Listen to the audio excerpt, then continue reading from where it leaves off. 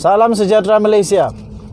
Inilah yang dinanti-nantikan oleh seluruh rakyat Malaysia, iaitu pendedahan yang paling dinantikan, yang paling penting, yang paling mustahak, yang paling segera daripada Rafizi Ramli. Sekali lagi, Rafizi membuat pendedahan dengan bukti. Yang bagusnya dengan Rafizi, bila dia membuat pendedahan, dia tak dedah sembarangan saja.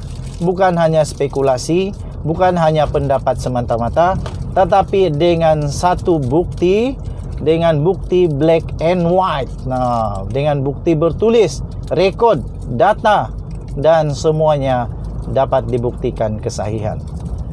Kali ini tuan-tuan dan puan-puan, akhirnya Rafizi mendedahkan nama Jerung di dalam LCS.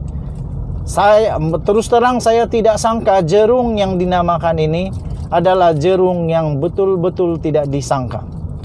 Saya berfikir, mungkinkah Jerung itu adalah ahli politik ternama? Mungkinkah Jerung itu bekas menteri? Mungkinkah Jerung itu adalah ahli politik bertaraf 36 bintang, ataupun ahli politik tahap kayangan, ataupun ahli politik tahap dewa. Tetapi rupa-rupanya sekali lagi isteri disebut. Aduh. Terus dalam fikiran saya ada persoalan. Kenapa agaknya setiap kali ada saja pendedahan, mesti ada nama isteri yang kena sebut. Mesti yang terlibat, mesti ada juga isteri. Kenapa ahli politik negara Malaysia suka sangat melibatkan isteri? Kenapa?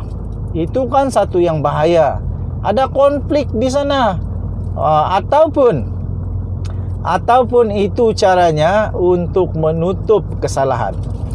Apa tidaknya tuan-tuan dan puan-puan, Rafizi Ramli mendedahkan keluarga Dr. Latif terbabit kes penyelewengan LCS, dan keluarga yang dinyatakan itu adalah salah seorang daripada isteri kepada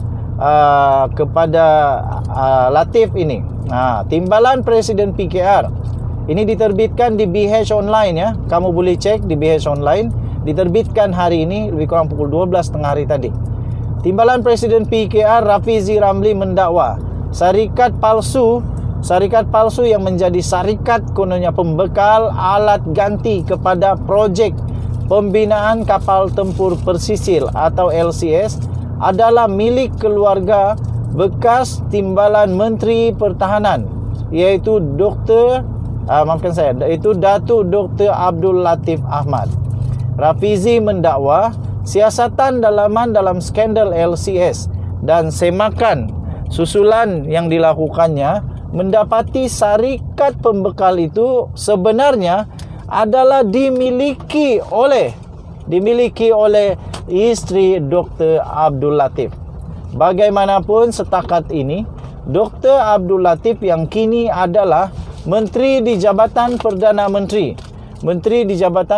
Menteri untuk tugas-tugas khas, gagal dihubungi bagi mendapatkan penjelasannya berhubung dakwaan berkenaan. Seorang pegawainya memberitahu BH mereka dijangka mengeluarkan kenyataan berhubung dakwaan berkenaan. Rafizi mendakwa laporan siasatan dalaman projek LCS muka surat 96. Muka surat 96 perenggan 3.16 dan 13.2 juga secara jelas menyebut wanita itu adalah isteri kepada Dr. Abdul Latif.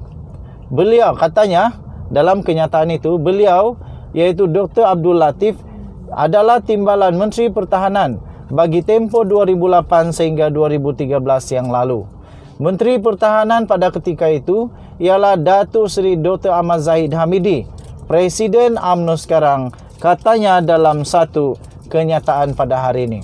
Abdul Latif kemudiannya rupanya telah meninggalkan UMNO selepas pilihan raya umum yang 14 yang lalu pada 2018 dan telah memilih Parti Pribumi Bersatu Malaysia Bersatu. Rupanya dia ni katak juga ya. Rafizi mendakwa siasatan dalaman LCS juga mengesahkan 2 syarikat palsu telah menggunakan nama Alizes Marine sudah didaftarkan dengan nama Alizes Marine Limited berdaftar di Malta dan sebuah lagi syarikat Alizes Marine Labuan didaftarkan di Labuan. Okey, so kamu boleh tengok berita ini secara penuh di BH Online. Salam sejahtera Malaysia, kita jumpa lagi. Bye-bye. Salam sejahtera Malaysia, salam sejahtera, salam sejahtera. Tiba-tiba sahaja selepas Najib Razak angkat sumpah, membuat sumpah laknat sebenarnya, maafkan saya, bukan mengangkat sumpah, membuat sumpah laknat. Selepas Rafizi mendedahkan nama Jerung.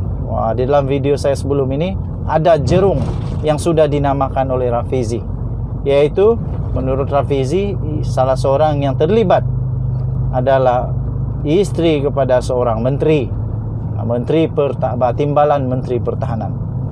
Okey, tuan-tuan dan puan-puan yang dihormati sekalian, kemudian Zahid Hamidi selepas dia menggesa PRU mesti disegerakan, kalau tidak BN akan kalah teruk. Kemudian PM pula, Perdana Menteri Ismail Sabri Yaakob pula menjawab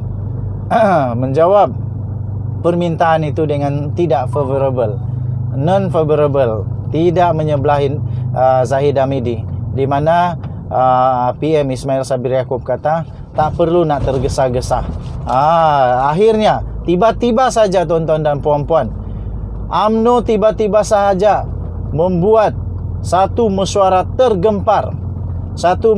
tergempar dilaporkan pada pukul 11 pagi hari ini. Mesyuarat itu telah memanggil semua ketua bahagian UMNO untuk datang bermesyuarat. Jadi tuan-tuan dan puan-puan, ini adalah laporan kepada mesyuarat tersebut. Presiden UMNO Datuk Seri Dr. Ahmad Zahid Hamidi dijadualkan mengadakan mesyuarat pertemuan dengan semua ketua-ketua bahagian UMNO seluruh negara Malaysia pada hari ini. Pertemuan itu yang dijadualkan bermula pada pukul 11 pagi hari ini, berlangsung di Ibu Pejabat UMNO di Menara Dato' On berdasarkan jemputan yang telah tular, yang tertera nama Setiausaha Agung Datuk Seri Ahmad Maslan. Berdasarkan jemputan itu tuan-tuan dan puan-puan, Presiden dan timbalannya iaitu Datuk Seri Muhammad Hassan Tok Matasan meminta agar semua ketua bahagian hadir ke satu pertemuan khas mesyuarat tergempar berhubung perkara penting bagi masa depan parti. Tidak dapat dipastikan apakah tujuan pertemuan itu, namun dipercayai berkaitan dengan pilihan raya umum dan juga dipercayai berkaitan dengan kes rayuan akhir membabitkan bekas Perdana Menteri Malaysia Datuk Seri Najib Tun Razak di Mahkamah Persekutuan. Jemputan pertemuan segera dan diletakkan sebagai mustahak itu dibuat oleh Setiausaha Agung UMNO sendiri, iaitu Datuk Seri Ahmad Maslan pada kira-kira jam 11.15 malam tadi, iaitu sejurus selepas Najib Razak membuat sumpah laknat. Pertemuan segera dan mustahak yang berbahagia Datuk Presiden dan Timbalan Presiden UMNO meminta agar ketua-ketua UMNO bahagian hadir ke satu pertemuan khas berhubung satu perkara yang sangat penting demi masa depan parti yang mesti disegerakan seperti ketetapan berikut. Kata surat itu, tariknya Isnin 22 hari bulan Ogos pukul 11 pagi, tempat di tingkat 39 di Menara Dato' On PWTC KL. Atas kehadiran dan keprihatinan semua, terlebih dahulu dirakamkan terima kasih, katanya. Okey tuan-tuan dan puan-puan yang dihormati sekalian, kamu boleh cek berita ini yang telah diterbitkan di bharian.com.my, BH Online. Apakah yang akan dibincangkan? Kita nantikan bersama-sama tuan-tuan dan puan-puan. Saya fikir salah satunya mungkin berkenaan dengan Najib Razak. Mungkinkah Najib Razak akan dipecat? Mungkinkah Najib Razak akan digantikan? Mungkinkah Najib Razak akan digantung keahlian seumur hidup? Kita nantikan bersama-sama. Denyut Nadi, Suara Rakyat bergema di channel ini. Kita jumpa lagi. Bye-bye.